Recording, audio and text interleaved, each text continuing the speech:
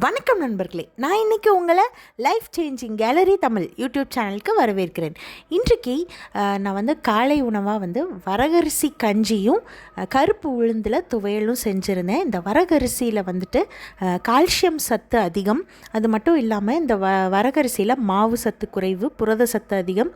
இது இதயத்துக்கு நல்லது. அது மட்டும் இல்லாமல் மாதவிடாய் காலங்களில் பிரச்சனைகள் இருக்கிற பெண்கள், உடல் பலவீனம், கால் வலி, கைவலி இருக்கிற பெண்கள் இந்த வரகரிசி கஞ்சியும் கருப்புளுந்து துவையலும் செஞ்சு சாப்பிடலாம். ஏன்னா இதில் கால்சியம் சத்து அதிகம் உள்ளது. நீர் சத்து இப்போ கஞ்சியாக செஞ்சு சாப்பிட்றப்ப போதுமான நீர் சத்து உடலுக்கு கிடைக்கும். ரொம்பவே ஆரோக்கியமானது.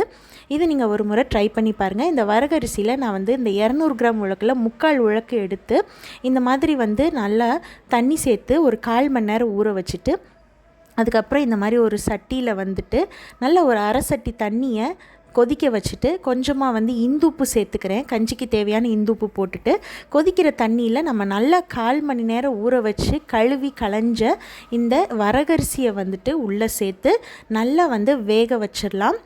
இந்த வரகரிசி சிறுதானிய வகையை சேர்ந்தது. இந்த வரகரிசி ஊற வச்சாலே நல்லா வேகமாகவே சமைச்சு ரெடி ஆகிடும். இது நீங்கள் ரொம்ப லேட் ஆகாது. இந்த வரகரிசியை நீங்கள் குக்கரில் சமைக்கிறதுனால சமைக்கலாம். ஜஸ்ட்டு இந்த மாதிரி ஊற வச்சுட்டு 2 விசில் விட்டால் போதும் குக்கரில். கஞ்சிக்கு தேவையான தண்ணியும் கல்லுப்பும் சேர்த்துட்டு இப்போ இந்த வரகரிசியை உள்ளே சேர்த்துட்டேன். கொதிச்சிட்ருக்க தண்ணியில் ஏற்கனவே நம்ம இந்துப்பு கல்லுப்பு சேர்த்துருக்கேன் நான். இப்போ இந்த வரகரிசி நல்லாவே கொதிச்சிட்ருக்கு. இப்போ இது நல்லா கொதித்து இந்த சாதம் நல்லா மலர்ந்து வெந்திருக்கணும். அது வரைக்கும் இதை வேக விட்டால் போதும். கஞ்சின்றதுனால தண்ணி கொஞ்சம் எக்ஸ்ட்ரா வச்சுருக்கேன். இது இப்போது மாதவிடாய் காலங்களில் பெண்களுக்கு சுலபமாக வீட்டில் இருக்கவங்க இதை செஞ்சு கொடுக்கலாம். இல்லை வீட்டில் இருக்க குழந்தைங்களுக்கு கால்சியம் குறைபாடு இருக்குது, ரொம்ப ஒல்லியாக இருக்காங்க, அடிக்கடி விளையாண்டா கூட கால் வலிக்குது, இப்படியெல்லாம் சொல்கிறாங்கன்னா அவங்களுக்கு இந்த மாதிரி கஞ்சி செஞ்சு கொடுக்கலாம்.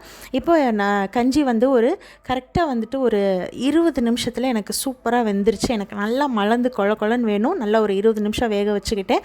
பார்த்திங்கன்னா கஞ்சி நல்லா உப்பி அழகாக மலர்ந்து வெந்துருச்சுன்னு எடுத்து நசுக்கி பாருங்கள். அதுக்கப்புறம் இந்த மாதிரி கஞ்சியை நான் சூடாக சர்வ் பண்ணிட்டேன். இந்த கஞ்சிக்கு சூப்பராக ஒரு துவையல் வச்சு சாப்பிட்டா ரொம்ப நல்லாயிருக்கும். நல்லா கெட்டியாக ஒரு துவையல் வச்சுட்டு ஒவ்வொரு வாய் கஞ்சிலையும் ஒரு கொஞ்சமாக துவையலை உள்ளே வச்சு சாப்பிட்டோன்னா கஞ்சி உள்ளே போகிறதே தெரியாது. சூப்பர் டேஸ்ட்டாக இருக்கும். நல்லா காரசாரமாக ஒரு துவையல் அரைச்சிக்கலாம். அதுக்கு இப்போ நான் ஒரு குண்டு வத்தல், அப்புறம் 3 பல்லு பூண்டு ஃபஸ்ட்டு வறுக்கிறதுக்காக உள்ளே சேர்த்துக்கிறேன். அப்புறம் அந்த மாதிரி கருப்பு உளுந்து, உடச்ச உளுந்து ஒரு அந்த 200 கிராம் உலக்கில் 1/4 உலக்கு உள்ளே சேர்த்துக்கிறேன். இப்போ இதை நல்லா கருக விடாமல், நல்லா கைவிடாமல் மீடியம் ஃப்ளேமில் அடுப்பை வச்சுட்டு நல்லா வறுத்து எடுத்துக்கணும். இந்த கருப்பு உளுந்து இந்த வெள்ளை பகுதியில் அது லேசாக ப்ரௌனாக மாறினாலே வறுபட்டுருச்சுன்னு அர்த்தம். இப்போ உங்கள்கிட்ட முழு கருப்பு உளுந்து இருந்தாலும் அதையும் உபயோகப்படுத்தலாம். ரொம்பவே நல்லாயிருக்கும். ஆனால் வறுக்கிறப்போ பார்த்து வறுக்கணும். ஏன்னா அது ஃபுல்லாகவே கருப்பாக இருக்கிறனால நமக்கு சரியாக தெரியாது. கொஞ்சம் ரொம்ப கரிஞ்சிராமல் லேசாக செவந்த உடனே ஆஃப் பண்ணிடணும். இப்போ இந்த கருப்பு உளுந்தை நம்ம நல்லா வறுத்து எடுத்துகிட்டு இது கூட அடுத்தடுத்து சில பொருட்களை சேர்த்து நல்லா கெட்டியாக துவையல் அரைச்சிக்கலாம். நான் சின்ன பிள்ளைங்க இருக்கனால கொஞ்சம் காரம் குறைவாக சேர்த்துருக்கேன். நீங்கள் இன்னும் கூட ஒரு 4 வத்தல் சேர்த்து போடுங்க. நல்லா காரசாரமாக துவையல் செஞ்சால் தான் சாப்பிட்ற டேஸ்ட்டாக இருக்கும்.